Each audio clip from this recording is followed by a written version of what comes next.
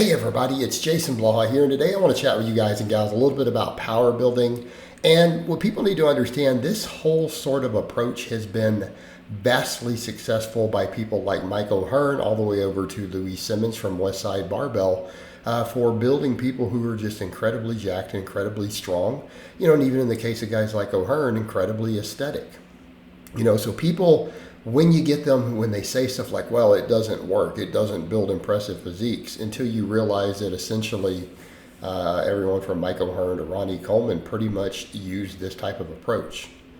And we need to be clear, they did. And I know Ronnie Coleman's not the best argument. There's a rule in the lifting world where when you use Ronnie Coleman as an example, you lose the argument by default. So I'm only going to mention him briefly.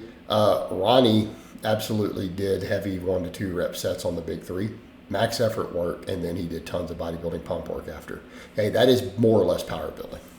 And he, pretty much the GOAT in bodybuilding. But let's come over and then look at Westside Barbell, then look at Mike O'Hearn. All right, very successful people. And this is the approach I've started taking fully in my latter years is the power building approach. Meaning my training is really just bodybuilding, but I do heavy big three, heavy variations of the classic lifts. Like for example, you see the workout I did here. I did three sets of 3 with 315 on the bench. Granted, I understand that's not the strongest in the world, but I'm 48 years old and I'm doing it completely raw and paused, right? Minimal arch, flat-footed, right? No wrist wraps. So I think it's okay. Same thing, did some rep works with 550 on the deadlift for a few sets, that same week. But the point is, you look at Westside Barbell, what do they do?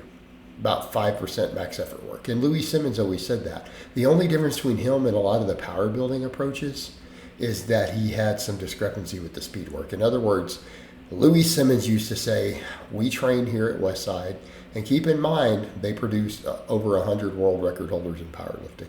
And then all his stuff went all over the rest of the world, and even bodybuilders still use his stuff. I know some fantastic bodybuilding coaches who love Loue Simmons' work. So you need a context for that. But what did he say? We do 5% max effort work, and it is truly heavy. Like dudes coming in and lifting 700, 800, 900 pound lifts. Like you go to Westside and walk in, and it's like dudes doing 800 pound deficit deadlifts on max effort day. Okay, they're not playing. All right, walking dudes doing 500, 550 on the floor press. All right, that's crazy. But that's how they train. So he means truly heavy. Then it was 25% dynamic effort and speed work. And he's like 70% of our training is he called it special exercise. He's like, it's basically bodybuilding training. And when you look at it, it really was. You're like, what do you mean bodybuilding training is 70%? What are they calling bodybuilding? You walk in and they're doing 20 and 30 rep sets of tricep extensions with a minute break between. Yeah, no, we're talking crazy pump work.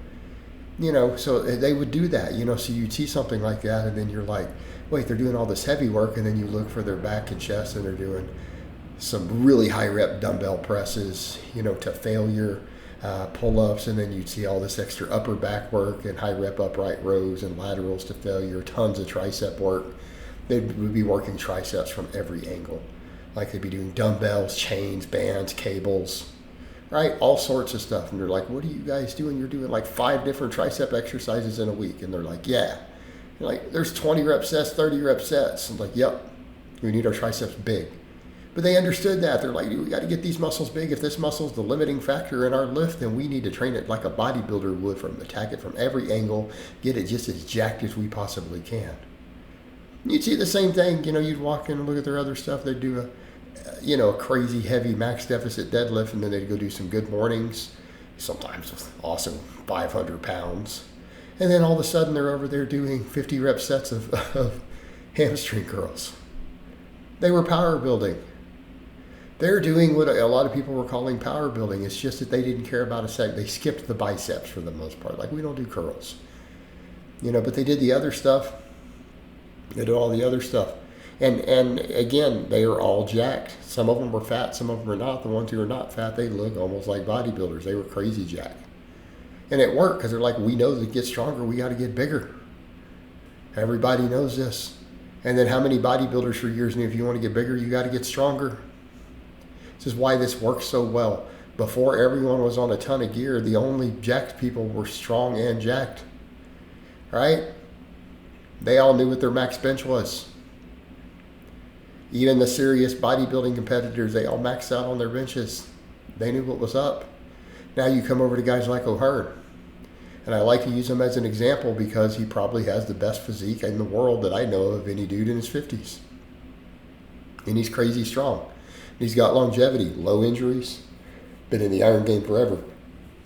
What's he do? He does a 5-day bodybuilding split. He starts each workout with heavy barbell work in the 1 to 3 rep range. Whether it's flat bench, incline bench, box squats, back squats, deadlifts. Be conventional, it could be sumo. Right? He starts with a heavy 1 to 3 rep work. He calls it power bodybuilding. Hey, this is power building, guys. And it's been successful. And I mean, and here's what I would say to people. People can talk all they want about, okay, the man uses, plenty of gear, but I don't think he uses that much gear. No one thinks he's actually natural. He's in his 50s and healthy. Okay? Do you stay healthy in your 50s if you use lots of gear? I don't think so.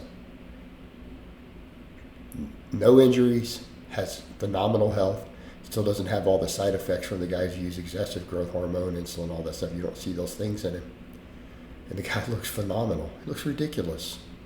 But that's how he trains. So he trains like that and he comes in and he does bodybuilding work. So then everything else is aesthetics. He comes in and does high rep pump work and hits all the different angles, right?